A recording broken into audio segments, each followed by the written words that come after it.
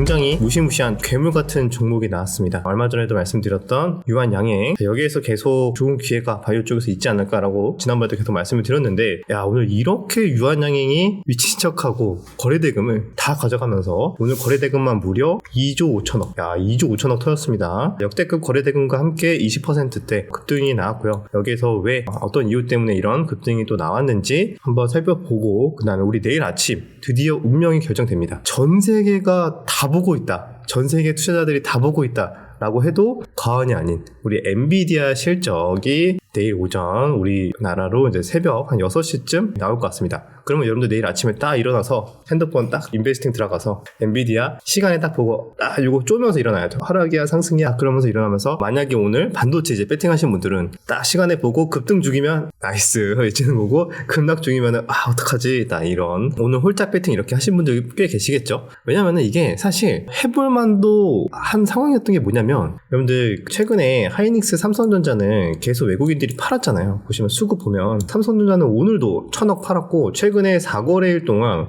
거의 6,000억 이렇게 매도를 했고, 하이닉스도 거의 8천억이나 매도를 했거든요. 엔비디아 이번에 실적 또 좋게 나와서 한 번 더 떡상이 가능하다라는 판단이 들면 이렇게 매도를 할 필요가 있을까? 오히려 매수를 더 해야 되지 않을까? 이렇게 단순히 생각해 볼 수 있잖아요. 그러면 이것만 보면은 무조건 엔비디아 실적 발표하고 떨어지려나 보다, 그렇게 또 생각할 수도 있어. 그래서 그것 때문에 아마 많이 던지신 분들도 있을 것 같은데, 그런데 이게 반전이 뭐냐면 이게 선물이거든요. 코스피 선물. 외국인이 최근에 거의 2주 동안 순매수했어요. 어마어마하게 많이 산 것까지는 아니지만 그래도 2,600억, 6,000억, 3,000억, 3,000억, 3,000억, 1,500, 1,800 이렇게 해가지고 딱 봐도 거의 2조 가까이 순매수를 했거든요. 엔비디아가 만약에 실적 발표 이후에 하락할 수도 있겠다라고 생각이 들면은 이렇게 외국인 또 선물이 들어올까? 또 이것도 의문이고, 그러면 또 왜 이렇게 반도체를 또 팔았을까? 이것도 의문이죠. 물론 외국인들마다 또 생각이 다 다르니까 비중 조절이나 약간의 해지 차원에서 이렇게 포지션을 만들었을 수도 있습니다. 복잡한 그런 상황 속에서 정확한 판단은 어렵겠지만 지금 상황에서는 반반 느낌이다, 반반. 엔비디아도 지금 야금야금 올라와서 또 언제 그랬냐는 듯이 전고점 근처까지 막 서서히 올라오고 있거든요. 그러면 실적 발표 이후에 한 번 더 막 신고가 찍는 거 아니야? 또 그렇게 생각을 해볼 수도 있어서, 그래서 많은 분들이 내일 오전에 엔비디아 실적을 보느라 굉장히 정신이 없을 것 같습니다. 자, 그래서 오늘의 빅 이벤트는 유한양행 엄청난 거래대금과 함께 폭발한 이유, 그 다음에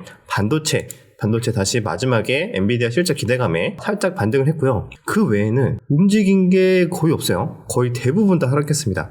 바이오 몇몇 종목들만 소폭 상승이나 버텨주는 모습이 나와줬고, 비만 치료제, 일부 개별주들, 비만 치료제라기보다는 개별주들, 그 다음에 그 딥페이크 관련된 테마들, 그 다음에 저출생 관련된 테마 정도, 그 정도만 움직였고, 한마디로 굉장히 좀 바이오 제외를 하면은 가벼운 애들, 쉽게 장난치기 좋은 그런 종목들 위주로 움직였습니다. 그러면은 우리 유한양행 먼저 한번 볼까요? 유한양행, 야, 이렇게 시작하자마자 얼마 안 돼서 어제 고점을 돌파하더니 쉬지도 않고 VI 걸리고 계속 슈팅이 20% 넘게 나왔거든요. 과연 이게 이만큼 갈 얘기인가? 우리 이전에 한번 이렇게 갭 뜨고 빠졌을 때, 그때 제가 이제 말씀드렸던 내용 중에, 아니 로열티를 5천억 정도 만약에 추정을 해봤을 때 PER 뭐 한 20배만 줘도 한 10조는 가야 되는 거 아닌가? 그렇게 좀 생각을 하긴 했었거든요. 근데 오늘로써 10조가 넘어갔습니다. 한 장중에 11조까지도 이제 가기도 했었는데, 그래서 어느 정도 오늘 이런 가파른 상승으로 인해서 이런 로열티에 대한 기대감이 일부 좀 반영이 됐다, 이렇게 좀 볼 수도 있고, 그리고 추가적으로 이렇게 가파르게 오른 이유 뭐가 있냐? 또 이 종목은 공매도, 선물, 숏포지션 이런 것들이 굉장히 많이 일어나는 종목이에요. 공매도도 굉장히 많죠.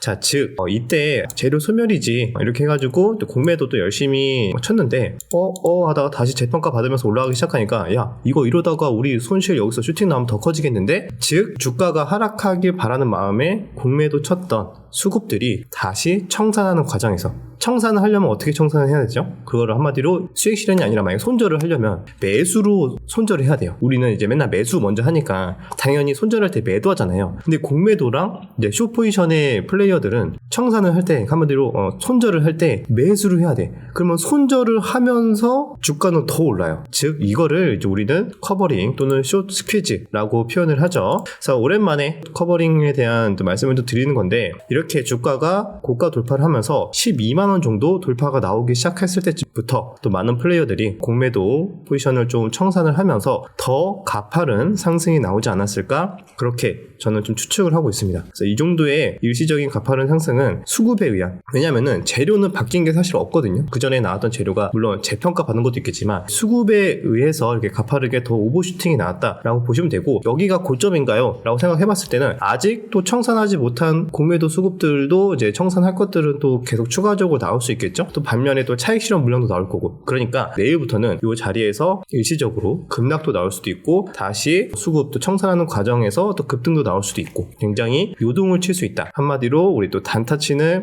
우리 트레이더 형님들은 1순위로 열심히 째려보고 있지 않을까, 그렇게 생각을 하고 있습니다. 자, 오늘 수급이 프로그램이 좀 들어왔거든요. 800억 정도? 800억 정도 프로그램 들어왔는데, 물론 거래대금에 비하면 뭐 엄청나게 큰 건 아니에요. 근데 이게 조금 찜찜한 거는 오늘 급등이 나오니까 기관은 한 300억 매도했습니다. 기관 300억 매도하고 외국인이 800억 매수했잖아요. 근데 요게 그대로 프로그램이에요. 그대로 프로그램 매수 800억이 외국인으로 찍힌 거고, 요게 그러면 내일이나 이제 조만간 프로그램 매수 들어온 게 나갈 수도 있겠죠. 나가는 것까지 생각을 해보면은 그만큼 또 주가의 요동은 좀 있을 수는 있겠다, 그렇게 좀 생각을 하고 있습니다. 자, 그리고 여러분들 또 이슈를 봐야겠죠. 뉴스 보면서 하나둘씩 말씀을 드릴게요. 자, 이번에 우리 9월 10일 날 미국 대선 토론, 많은 분들이 이제 관심 있게 볼만한 이벤트인데, 여기에서 트럼프가 막 불참 가능성을 시사했습니다. 그런데 이번에 다시 토론에 세부 규칙에 합의했다면서 토론이 일정대로 진행될 것이라고 밝혔다고 합니다. 그래서 이것도 이제 보시면 될 것 같고요. 그래서 이거 첫 토론 예정대로 진행이 될 것이다, 이런 뉴스가 계속 나오고 있습니다. 자, 아니 요즘에 다시 또 딥페이크 관련된 이슈가 굉장히 좀 많이 나오더라고요. 근데 여러분들 주의해야 되는 게, 사회적인 이슈는 맞아요. 많은 사람들이 좀 관심을 갖고 있는 건 맞는데, 주가 올라가는 거, 그러니까 주식 올라가는 거 보면은 사실 그렇게 관계가 없는 회사들이 우후죽순 올라가고 있거든요. 이런 것들은 여러분들 뭐 단순하게 테마성으로 튀는 거기 때문에, 물론 뭐 발빠르게 나는 뭐 기계처럼 하는 거의 뭐 기계 트레이더다 막 이러면은 매매를 뭐 손절 대응하면서 할 수 있겠지만, 그게 아닌 분들 조심하셔야 된다는 거 말씀을 드리겠습니다. 좀 오늘 오르는 것도 관계없는 것도 뭐 억지로 엮어갖고 움직이더라고요. 이런 순간엔 조금 조심할 필요는 있다, 그렇게 보고 있습니다. 자, 그럼에도 억지로 그냥 계속 막 장난질 칠 수는 있겠죠. 그래서 완전히 무조건 뭐 떨어진다 이렇게 말씀을 드리진 않아요. 근데 좀 조심할 필요 있다고 이준석 의원이 과대평가됐다라고 이야기를 했거든요. 텔레그램에 들어가서 딥페이크 조작된 그런 것들을 이제 본 사람들이 처음에는 막 22만 명이라고 얘기가 나왔는데, 22만 명이 아니고 726명이다. 관련된 뭐 테마주로 봤을 때는 오히려 악재로 볼 수도 있겠죠. 그런 거 가볍게 이것도 볼만한 뉴스인 것 같고요. 그 다음에 딥페이크에 관련된 뉴스도 굉장히 많은데, 이건 가볍게 넘어가도록 하겠습니다. 이번에 서울대 딥페이크 사건의 공범, 세게 맞았습니다. 징역 5년. 이거는 딥페이크 사건에 대해서 굉장히 중대하게 보고 있다라는 좀 의미이지 않나라고 생각이 들고, 실제로 성범죄를 직접적으로 일으켜도 요 정도 봤나요? 모르겠는데, 딥페이크는 이제 온라인으로 이렇게 성범죄를 했는데 이렇게 굉장히 세게 맞았죠. 그만큼 굉장히 중요한 사건으로 보고 있다, 그렇게 판단해 볼 수가 있습니다. 현대차의 미래가 결정됐습니다. 현대차. 자, 이거는 어떻게 보면은 2차 전지의 또 악재야. 2차 전지 악재 또 나온 거나 마찬가지긴 한데, 우리 사실 예전에 주변에 우리 친구들도 하이브리드를 많이 사거든요. 순수 전기차보다 하이브리드가 훨씬 더 편하고 가성비도 좋고 여러 가지 장점들이 많아서 하이브리드를 점점 많이 사고 있었습니다. 요즘에 안 그래도 뭐 전기차 단점이 너무 부각이 되고 인프라 부족하고 그러기 때문에 아직은 전기차 좀 시기상조다, 하이브리드의 시기가 당분간 5년 막 이렇게 이상 가지 않을까, 이렇게 현대차는 지금 판단을 했습니다. 오늘 열린 인베스터 데이에서 2033년까지, 5년이 아니고 거의 10년이네요. 2033년까지 120조 투자를 해서 하이브리드 차종을 2배로 확대한다고 합니다. 즉 선회했죠. 전기차로 빠르게 전환을 해야 된다. 다들 막 전 세계적으로 막 그렇게 막 붐이 일어났었잖아요. 그런데 여기에서 아닌데 전기차 전환 생각보다 쉽지 않은데, 계획 변경, 하이브리드 일단 밀자. 물론 여기에 배터리도 들어갑니다. 배터리도 들어가기 때문에 배터리 회사의 무조건적인 악재는 아니다. 하지만 이제 당분간 하이브리드의 시대가 오지 않을까, 이렇게 좀 현대차는 판단을 하고 있습니다. 2030년 글로벌 판매 555만 대 목표를 하고 있는데, 그 중에 전기차는 200만 대, 뭐 여전히 그래도 계속 계속 늘어나겠죠. 좀 시간이 걸릴 뿐 전기차는 좀 늘어나지 않을까 그렇게 보고 있습니다. 그리고 2차전지 악재가 이거와 별개로 이게 좀 더 관심을 많이 받을 것 같은데, 자 이번엔 뭐 단독으로 나온 뉴스이긴 합니다. 이제 금양, 예전에 이제 2차전지 관련주로 좀 핫하게 움직였던 종목이죠. 8,000억 원이나 유상증자 추진을 한다는 얘기가 있습니다. 가능성이 있습니다. 2차전지 기업 금양이 8,000억 원 규모의 유상증자를 추진한다. 영업 손실로 악화한 재무구조를 이제 개선하고 2차전지 시설 관련 투자를 확보하기 위해서 투자금을. 자 근데 물론 이제 금양 회장이 1,000억 원 정도 규모의 유상증자에 참여를 할 것으로 알려져 있지만, 그거를 감안하더라도 8,000억이면 좀 세죠. 왜냐면은 금양이 시가총액이 지금 2조 5천억이에요. 물론 이렇게 많이 빠져서 2조 5천억인데 여기에서 8,000억을 때린다? 이거는 좀 상황이 많이 안 좋구나 생각을 해볼 수가 있습니다. 그러니까 좀 주가가 계속 지하를 뚫고 내려가고 있죠. 또 이런 흐름 때문에 오늘 에코프로 형제들도 다시 전저점까지 왔어. 에코프로 BM도 지금 간당간당합니다. 신저가가 16만 4천 원인데 지금 16만 5천 원이니까 당장 내일이라도 신저가 뚫고 내려갈 것처럼 차트 추세가 굉장히 안 좋아요. 이게 배터리 쪽도 조금 반등 나오나 싶었는데 또 이렇게 초치는 뉴스들이 나와가지고 또 쉽지 않겠다 이렇게 2차전지는 여러 가지로 좀 안 좋은 내용들이 나오고 있으니까요. 이런 것들도 참고하시면 좋을 것 같습니다. 자, 그 다음에 우크라이나 재건 관련된 소식도 있습니다. 젤렌스키 9월에, 당장 다음 달이죠. 9월에 바이든, 해리스, 트럼프의 전쟁 종식 계획을 제시한다고 합니다. 테마주들 또 가만히 있을까? 또 생각을 해본다면은 또 천천히 또 일정 다가올수록 이런 또 우크라이나 재건주도 한 번씩 또 볼 필요가 있지 않을까 생각이 듭니다. 우크라이나 대규모 정전도 있다고 하고 재건 작업에 속도를 내야 된다.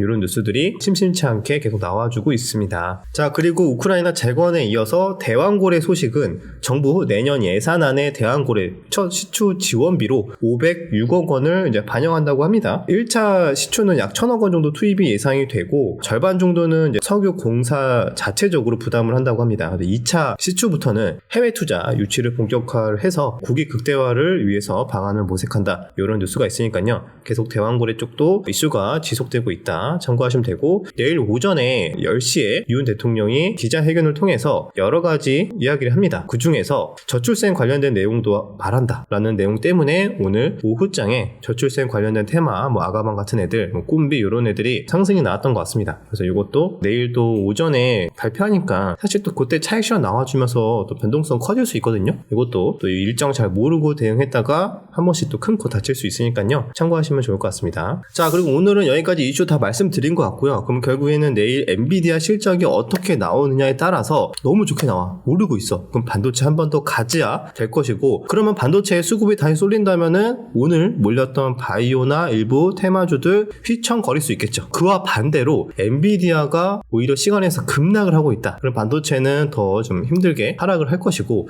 그럼 그 외에 개별주도 또 오늘처럼 바이오나 일부 개별 테마, 흔한 시총 작은 종목들 위주로 난리치는, 대응하기 쉽지 않은 좀 그런 장이 예상이 됩니다. 자, 그러면 내일 엔비디아 실적 발표를 할 때 어떤 내용들이 투자자들이 관심 있게 보는가 간단하게 한 5가지 정도 정리를 해본다면은, 첫 번째, 호포 반도체의 수요는 견조한가? 두 번째, 블랙웰 초기 출하량은 어느 정도일까? 그 다음에 엔비디아 실적은 시장 컨센서스를 얼마나 웃돌까? 그 다음에 내년에 블랙웰 생산은 어떨 것인가? 자, 5번째, 엔비디아의 26년 실적은 어떨까? 이거 살짝 오타 아닌가? 25년 아닌가요? 그죠? 25년의 실적은 어떨까? 앞으로의 그 가이던스에 대해서 많은 제 의견과 분석이 나올 걸로 예상이 됩니다. 오늘 시장은 여기까지 주요 이슈들 다 말씀을 드렸고요. 개별주나 일부 바이오 종목들 위주로 이제 트레이딩이 계속 활발하게 이루어지고 있고, 이슈가 있는 저출생이나 그다음에 딥페이크 단순하게 테마성으로 움직이고 있다. 반도체는 눈치 보다가 지금 오늘 살짝 또 엔비디아 기대감에 소폭 반등인데, 외국인은 매도 계속하고 있고 현물은 매도하고 선물을 매수한다. 혼란스럽다. 그런데 선물을 매수하는 데는 뭔가 이유가 있지 않을까? 그 정도로 오늘 시장을 정리하도록 하겠습니다. 자, 여러분들 저녁 잘 보내시고 우리 또 내일 영상에서 뵙도록 하겠습니다.